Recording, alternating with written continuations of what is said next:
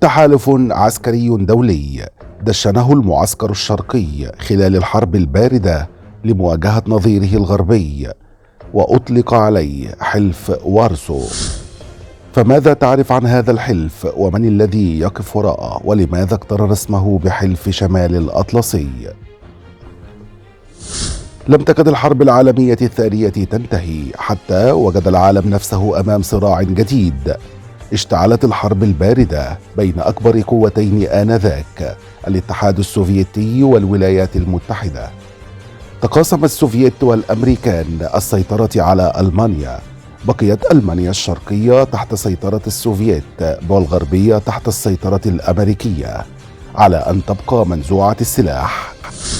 عام 1949 اتخذ الصراع منحنى جديدا عندما شكل الأمريكيون برفقة كندا وحلفائهم الأوروبيين حلف شمال الأطلسي الناتو، وبإعلان ضم ألمانيا الغربية للحلف والسماح بتسليحها. شعر السوفييت بتنامي التهديدات الغربية خوفا من أن تصبح ألمانيا قوة عسكرية مجددا. وجاء الرد السوفيتي بعد أيام من انضمامها للناتو. في 14 من مايو عام 1955 وقع الاتحاد السوفيتي معاهدة الصداقة والتعاون والمساعدة المشتركة مع دول الكتلة الشيوعية في العاصمة البولندية وارسو، وأعلن ميلاد الحلف حاملا اسم المدينة وارسو. وضم 8 دول: الاتحاد السوفيتي، ألمانيا الشرقية، رومانيا، وتشيكوسلوفاكيا، وألبانيا، وبولندا، وبلغاريا.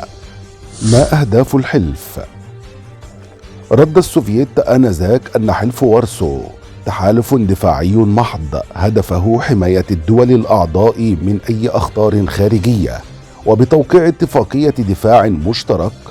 ولكن ظهرت له بعد ذلك أهداف أخرى تجلت في تمكين الاتحاد السوفيتي من السيطرة على الدول الشيوعية في أوروبا الشرقية.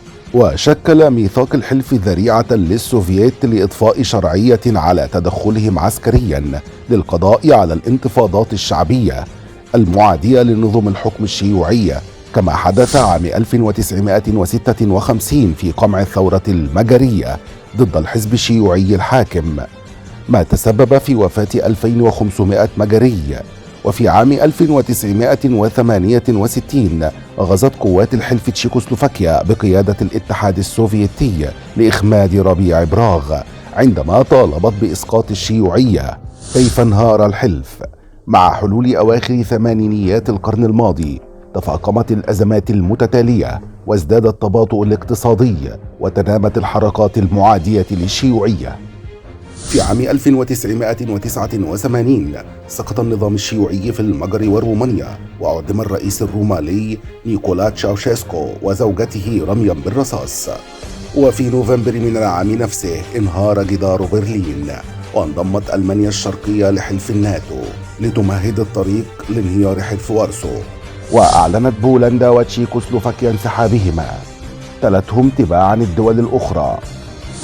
وبانهيار الاتحاد السوفيتي في نهاية عام 1991 وتفكك الكتلة الشرقية الاشتراكية، أعلن وفاة حلف وارسو.